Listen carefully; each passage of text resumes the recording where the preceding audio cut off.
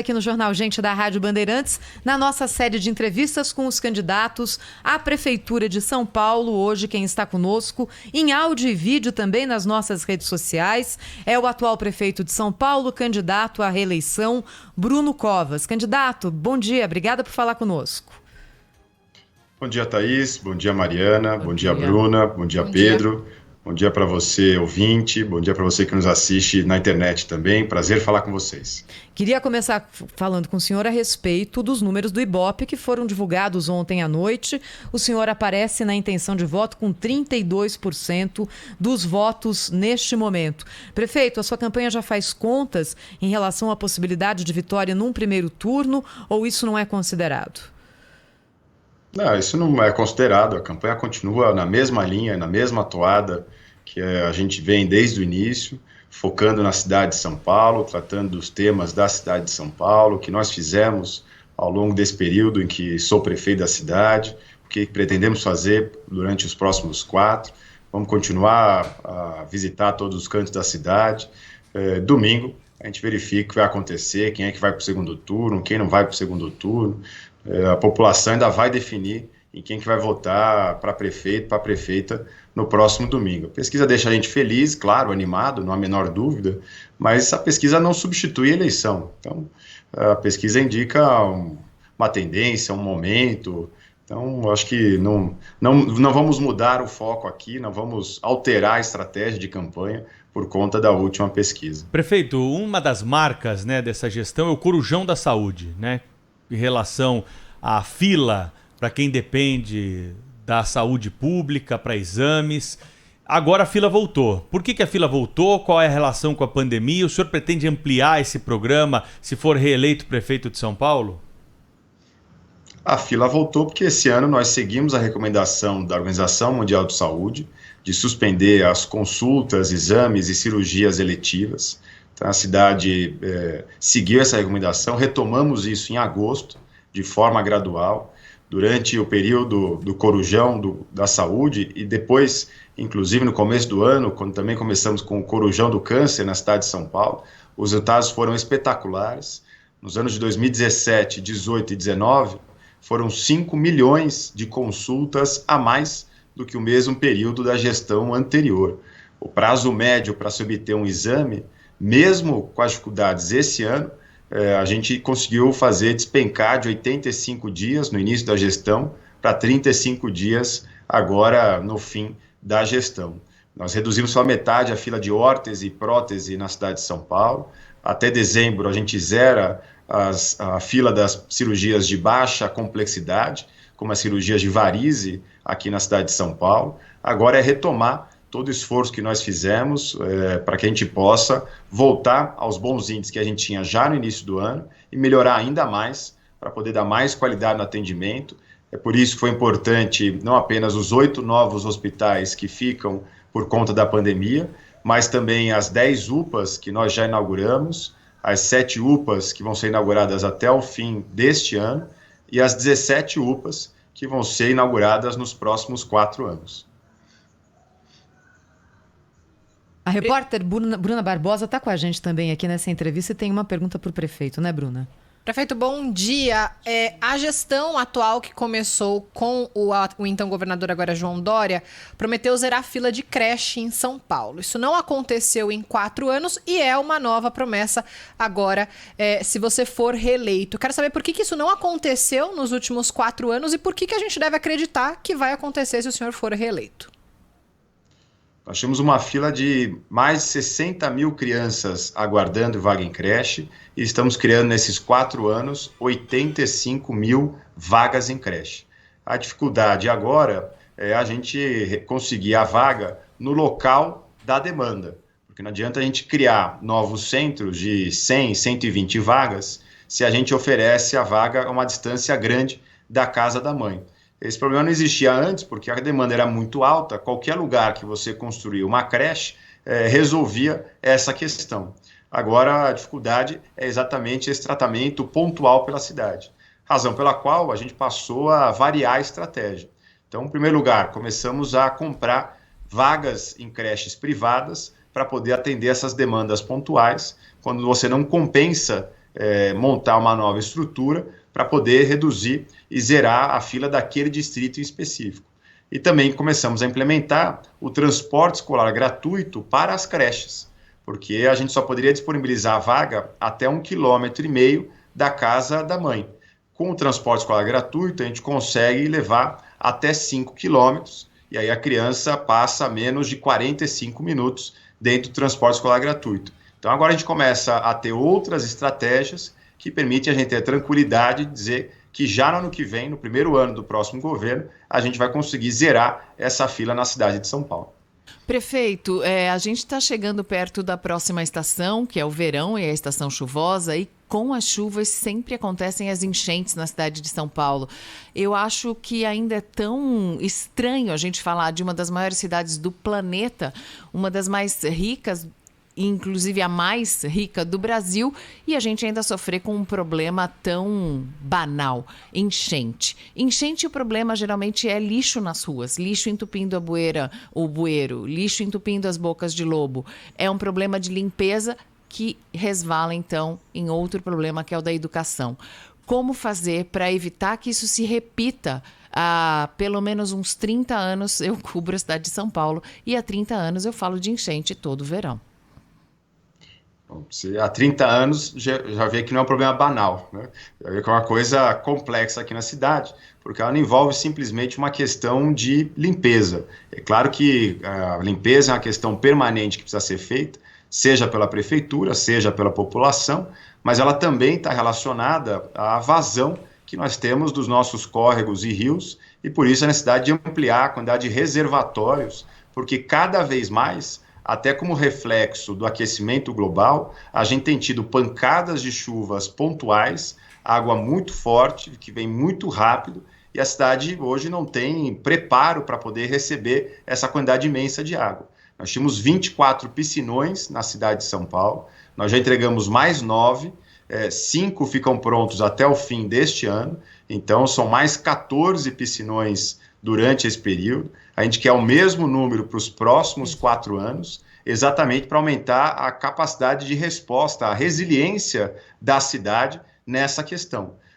para que a gente possa ter reservatórios em maior quantidade espalhados pela cidade, seguindo o plano de macrodrenagem da cidade. Quer dizer, não há nenhuma novidade nisso, é um plano antigo, estabelecido pela Prefeitura de São Paulo, e que a gente vem dando continuidade. São obras caras, mas que precisam para poder ajudar num momento como esse. E é claro que a campanha de conscientização das pessoas para deixar de jogar lixo na rua também tem a sua importância, como também tem a importância o trabalho permanente de limpeza dos córregos, de limpeza das galerias, das bocas de lobos, feito pela Prefeitura de São Paulo, e o controle agora que a gente começa a ter de forma eletrônica da quantidade, da capacidade dos reservatórios, para poder de forma mais controlada e poder de forma mais prevista saber exatamente a quantidade de água, a liberação do próximo reservatório. Então a gente vem estabelecendo mais tecnologia, mais obras estruturantes, e a gente espera ir respondendo com maior velocidade, né? A cidade que cresceu ocupando as suas áreas de várzea, vai ter sempre que lidar com temas como esse. A gente tem bairros na cidade de São Paulo que são bairros abaixo da cota do rio, abaixo da cota do rio Tietê ou do rio Pinheiros. Esses são os primeiros que serão alagados em qualquer momento que o rio começa a transbordar.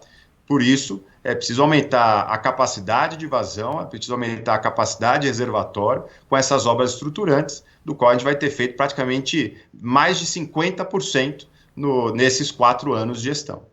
O candidato do PSDB à reeleição em São Paulo, Bruno Covas, ao vivo conosco aqui na Rádio Bandeirantes, na nossa série de entrevistas para a eleição 2020. Ela entrevista também agora na capa do portal UOL. Candidato, queria perguntar para o senhor a respeito do seu plano de recapeamento para as ruas da cidade de São Paulo, assunto muito paulistano esse, e que mexe demais com os nossos ouvintes, até porque, candidato, nos últimos dias, semanas, muitos ouvintes da Rádio Bandeirantes têm entrado em contato conosco para relatar obras de recapeamento que estão sendo feitas agora na na cidade. E aí fica, ao mesmo tempo, a felicidade por ver a rua sendo recapeada e a dúvida do momento, não é? Tão próximo à eleição. Eu queria perguntar para o senhor sobre cronograma, se houve alguma coincidência em relação a essas datas e qual é o planejamento da Prefeitura para o ano que vem em relação ao recapeamento, caso o senhor seja reeleito. Bom, eu pelo menos sou prefeito da cidade de São Paulo até 31 de dezembro desse ano. Então, até 31 de dezembro desse ano, a gente continua a governar e continua a realizar aquilo que está tanto no orçamento quanto no programa de metas da Prefeitura de São Paulo. O importante é estabelecer o seguinte: nós mudamos a dinâmica do recap aqui na cidade de São Paulo. Nós primeiro organizamos quais ruas seriam recapeadas através de um sistema com muito mais informação, lógica, eficácia, eficiência, ao invés de ficar apenas a rua do prefeito, a rua do vereador, a rua da liderança. Nós primeiro elaboramos um aparelho, junto com professores da USP, que ajudaram a desenvolver esse aparelho, colocamos em carros de aplicativo que rodam a cidade de São Paulo, para ter um sistema de quais ruas trepidam mais e quais ruas trepidam menos na cidade de São Paulo, para saber quais são as ruas que incomodam mais o paulistano. Casamos esse mapa com o mapa da CET. Então, hoje aqui na Prefeitura a gente tem quais são as ruas que mais incomodam, as mais movimentadas, para poder estabelecer essas ruas de forma criteriosa e não ao sabor dos ventos ou ao sabor da orientação político-partidária.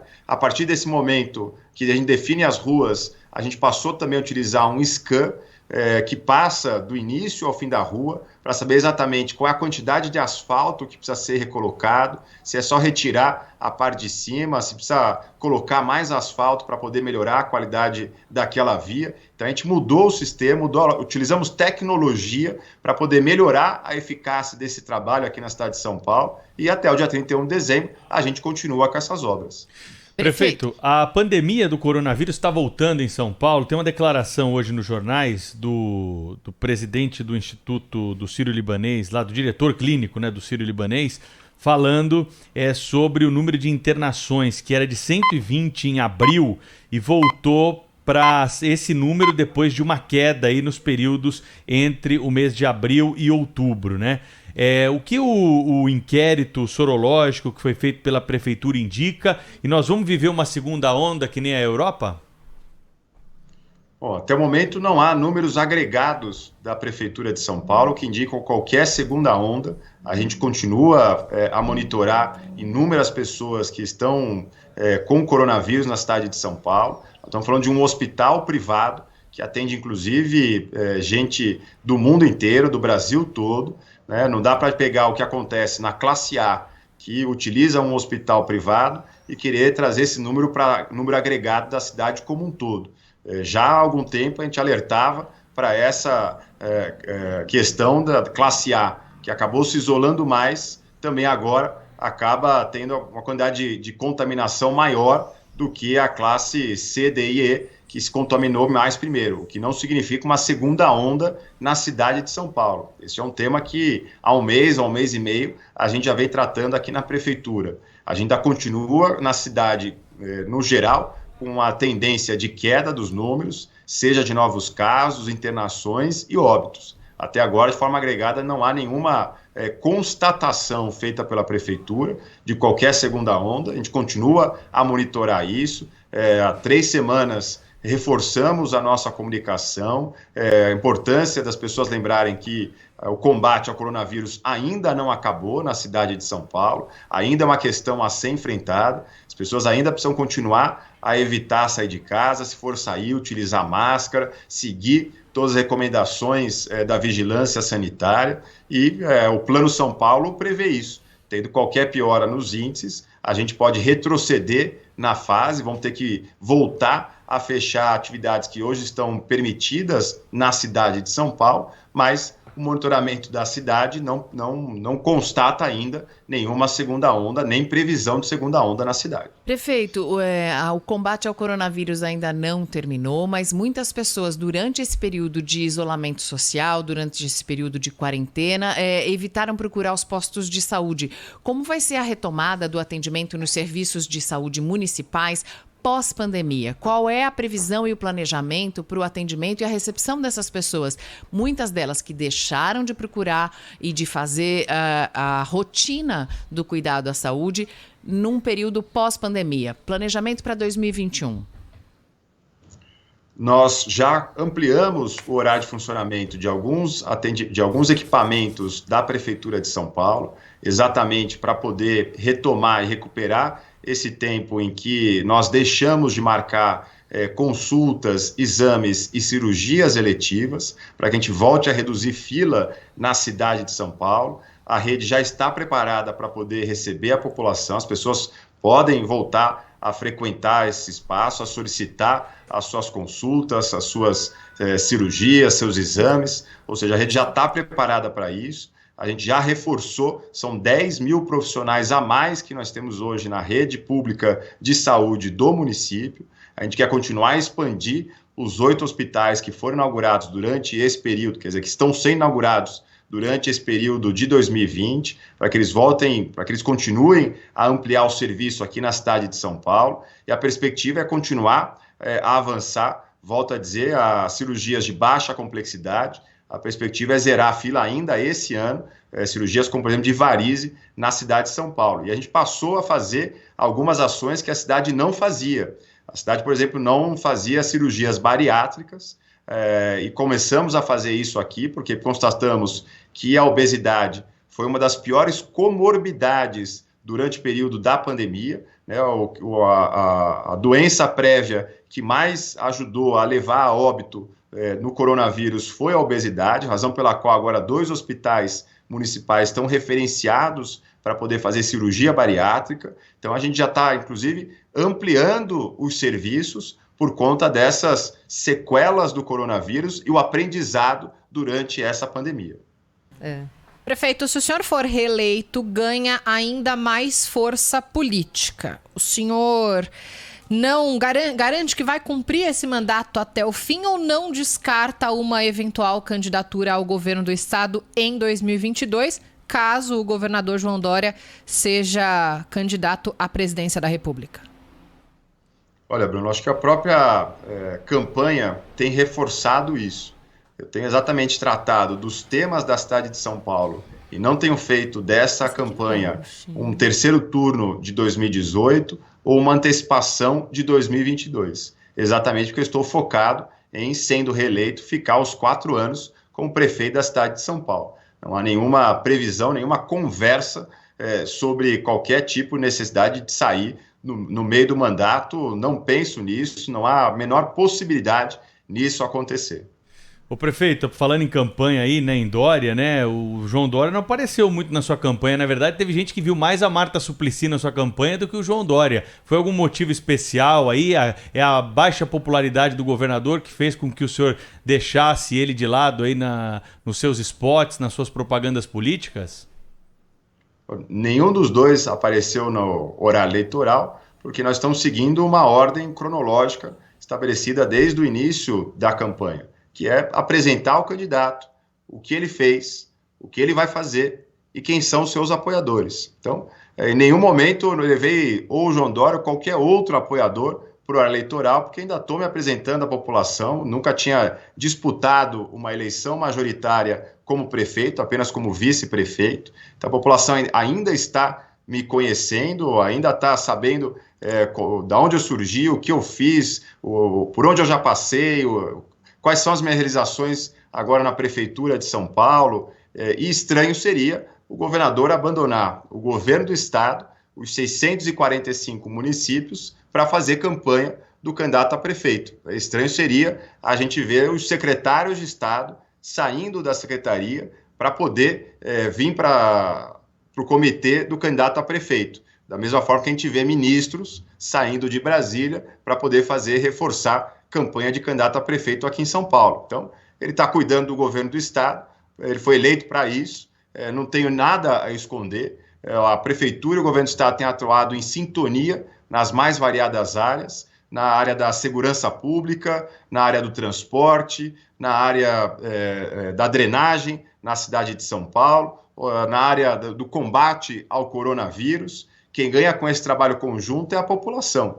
Então, não há nenhuma razão para esconder, mas a gente está seguindo uma ordem cronológica de primeiro apresentar o candidato, as suas propostas, as suas realizações, e depois vai chegar o momento apropriado de apresentar todos os nossos apoios, dentre eles o do governador João Dória. Prefeito, para a gente terminar, há 2 semanas, mais ou menos, o seu adversário Celso Russomano sugeriu a uma jornalista que questionasse a sua equipe médica sobre o seu estado de saúde. Essa declaração te incomodou? Qual que é o atual estado de saúde de Bruno Covas hoje? Não me incomodou por 2 razões. Primeira, pela qual eu tenho tido total transparência com a população desde o primeiro instante em que fui diagnosticado com câncer em outubro do ano passado. Então, meu médico está à disposição, como já respondeu, inclusive, a várias jornalistas que procuraram ele para saber qual é o meu estado de saúde. Ele está à disposição da imprensa, à disposição de qualquer um para poder responder isso. Não me incomodou também, porque quem disputa uma eleição sabe que vai tomar bordoada de tudo quanto é jeito, tudo quanto é forma.